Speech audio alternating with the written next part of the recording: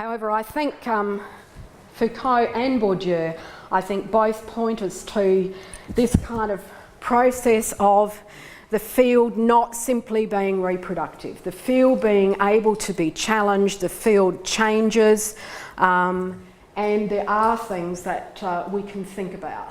One of them is clearly the way in which we relate to, and all our activities are relational, even if we act as if they're not. The logic is to act as if they're not. But how it is we relate to the global south, for example, is important. But you can see people doing things. You can see institutional boycotts. You can see academic boycotts, people refusing to publish in particular kinds of journals. You can see open access, you can see self-publishing. So you can see some of that going on. How much that's going to become appropriated, how much it's going to become a norm, is probably all still to play for, but you can see some of those kinds of things happening. And there is some kind of theory that we can look at to think about how it is we might act in writing terms and in publication terms within the field. So, you know, here's a few. We've heard the second one already, which is that, you know, academics need to ensure that they've got a place to speak from. So it's not pandering to the needs of policymakers, but it is actually having a kind of expertise that allows you to kind of speak from somewhere and speak with authority. And that was very much Bourdieu's position, as well as Foucault's. And interestingly, of course, when we think about who did Pierre Bourdieu speak to, he didn't speak to policymakers. He wasn't interested in speaking to policymakers, and he thought that was a lost cause. He was, however, interested in social movements, and he was particularly interested in the way in which, in his later years, the way in which the kind of expertise that he had could support and be mobilised by social movements of various kinds. And he worked with trade unions as well. So, you know, it's not all about, and I'm saying this quite deliberately because I've heard a lot of conversation about speaking to policymakers. I used to be a policymaker at one point in a state education system. I didn't have any time to talk to anybody or listen to anybody. You know, there are lots of other people that we can talk with besides policymakers. Paddy Lather, who I think talks about institutional work, the work we might do within higher education, within education, and she talks about this process of working with and against policy, very much like that, playing the game but at the same time working to undermine it at the same time. Brian Masumi, who I think very helpfully talks about, and it connects, I think, with some of the arguments about critique being dead. And Masumi talks about the importance of not simply doing critique, but also being engaged in the process of augmentation or finding alternatives or working to work with those bits of the field where other kinds of practices are actually going on. This is where my own work, I have to say, is mostly situated. The reason I work a lot around the arts is because the arts is one of the places where, even though it's diminishing in numbers, the curriculum can't be reduced to numbers and as easily as other bits of the curriculum. It's not as easy to say what the outcomes of engaging with, say, contemporary art are as doing an algorithm in pure maths. So, you know, and it's important to me to be able to keep documenting those kinds of processes to create, you know, reservoirs of hope, as Terry Wrigley sort of suggests. But I also want to focus on this kind of notion of the feminist killjoy and what it actually costs to engage in any of these kinds of bits of work. And I do want to read you just a bit about the cost of engaging with, against, doing institutional work in the field. Any of you know this book? Fantastic, absolutely wonderful. It's the most wonderful book I've read for a very long time. Mostly I read books, and I really enjoyed this one. Sarah Sarah's recently resigned amid great kind of fanfare in certain circles from a position as a chair at Goldsmiths, chair in gender studies, because of the institutional refusal to do anything about sexual harassment. And when in fact they defended their position against Sarah Ahmed, what they pointed to was her work and her work of people in the Institute of Gender Studies, and said, see, we're doing that. We don't believe in sexual harassment. And she's written a lot about how it is that institutions appropriate the work of equity activists within them in order to prevent changing. So when thinking about what with against policies work, whether it's in institutional norms or whether it's in publishing, I think it's important to really understand the nature of the game, and I think that's what she does absolutely brilliantly, is deconstruct the nature of the game in higher education. But she also says something really interesting about the relationship between the practice of working with and against and theorising working with and against, which I think perhaps has a different version again of the relationship between theory and practice, coming from a brown feminist, which is how she describes herself. It might seem that as an academic, as well as a diversity practitioner, I've drawn upon ideas I came up with from being the former, that is an academic, to help me do the latter, that is, that the academy gave me theories which I then implemented as a practitioner. This is not the case. If anything, the reverse would be more the case. My theoretical understanding of how institutions work has been shaped by my work as a practitioner, as well as by listening to other practitioners talk about their work. When we are trying to intervene in the reproduction of power, we have to think differently. We have to think on our feet. I suspect an academic illusion, and perhaps even an academic conceit, is that theory is what we do. Because we can afford to withdraw from the requirement to act quickly, time for contemplation is assumed as time away from action. There is an academic tendency to think of strategy as what you do when you stop thinking. I've learned from diversity practitioners that strategy can be not only thought in action, but thought sharpened by action. When we have to think strategically, we also have to accept our complicity. We forego any illusions of purity. We give up the safety of exteriority. If we are not exterior to the problem under investigation, we too are the problem under investigation. Diversity work is messy, even dirty work. Diversity work generates sweaty concepts, concepts that come out of the effort to transform institutions that are often not as behind that transformation as they appear to be. So that's a bit of a flavour of Sarah Ahmed, and I think an interesting perspective on what it means to both theorise and act to try and change the kind of processes that we're talking about. It all relies on reflexivity. I put Margaret Archer in there because I just thought, oh, well, someone else talking about reflexivity besides Bourdieu. But clearly, you know, there are ways in which we can become more aware of that kind of complicity in the processes in which we're engaged. And so practices of reflexivity are clearly important. Foucault talks about the importance of writing in the development of reflexivity, the capacity that writing gives us to rethink, to interrogate, to distance.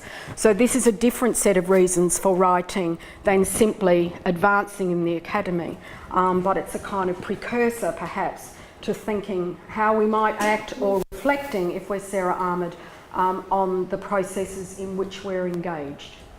I think there are other forms of fighting back going on as well in the genres of academic writing. So I mentioned in passing and kind of jokingly a few journals that are not hidebound to kind of social science argument, but there are also different kinds of forms of writing that are now available to people. The graphic novel is one which is becoming increasingly kind of interesting. You probably all know about Nick Susees and his graphic novel PhD, which kind of broke the mould in the US. But a lot of people are playing around with how it is, combining different forms of text, digital and print, multimodal forms of various kinds, moving image, graphic novels, how these can give us different affordances about what we can do. Is there something you can do in a picture that you can't do in words, for example? Is there something that happens when you give people access to an archive of data as opposed to not making it available to them? And you think about the way in which the digital allows us, ethics being taken into account, gives us access to kind of data that we didn't have before. And I think about, what might have happened if Bourdieu and his enormous team had written The Weight of the World in a kind of digital time. What might they have done with that intention to make their original interviews available to people, as well as their kind of interpretation? What else might they have included, knowing Bourdieu's interest, for example, in photography and the way in which photography actually was a big part of their empirical method, which doesn't appear at all in the final printed text. There's all kinds of genre bending going on at the moment, but it's not easy. I've just had, with one of my colleagues, a paper rejected from a journal because it didn't follow the conventional kind of form. It's something which had a 30-minute video in the middle of it. That didn't seem to go down particularly well either. But it was written in a much more humanities style than a social science journal was prepared to accept. So none of this stuff is particularly easy, I think, and my co-writer and I are kind of regrouping and trying to work out how we deal with it. And of course that's different for me than it is for you, because I'm in a different position in the field. So I can afford to have something rejected. If you're doing a PhD by publication, you probably can't.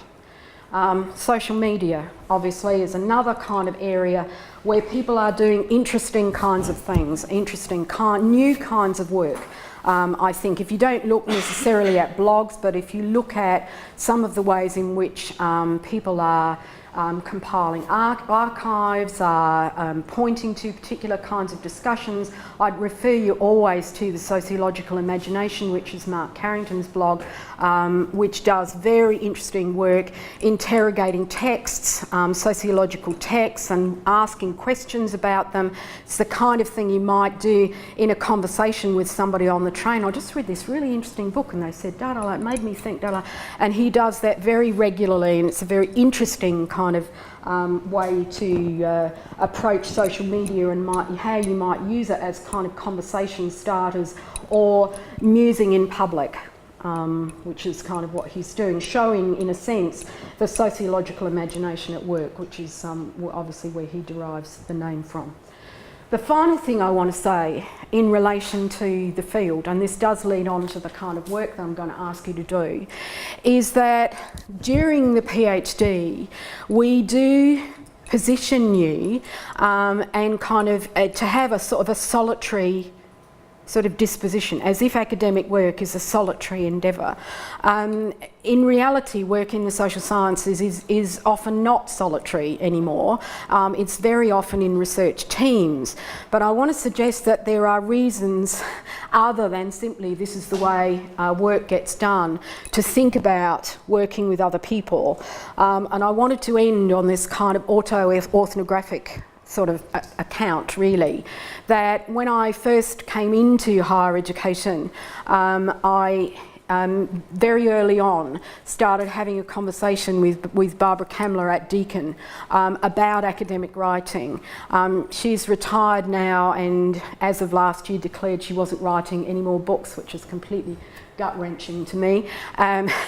But we've had a kind of 15, 16-year collaboration, which has been incredibly sustaining for me personally, in terms of, the sort of the affect of managing the logic of higher education, the performativity, the asks, the uncertainties, the whatever. having kind of relationships with somebody else, or what Lois Weiss and Michelle Fine describe about their relationship as having a lost twin. They found each other, they were twins that were separated unknowingly at birth, and they've worked together on and off for a couple of decades. And the other relationship I have is with Chris Hall at Nottingham. We've been working together at Nottingham ever since I arrived. She's really almost the reason I went there, because we immediately had that kind of lost twin finding. You may not necessarily find your lost twin. It's wonderful if you do, and you may get more than one, which I've been very fortunate to do. But this kind of collaboration is important, but collaboration happens on multiple levels. So it can happen in a kind of close working relationship. It can also happen through networks like this, where people can work together and provide not only intellectual stimulation, challenge, interrogation of each other's ideas, which is really important, opportunities to write together in a range of ways. It's actually really lovely writing with other people. It's a kind of a safeguard. You feel like, you know, if I've forgotten something, they're going to remember, right? So there's, and you know, that's good. But it's also a way to think about strategies within the field working together, because obviously the lone position is a bit dodgy.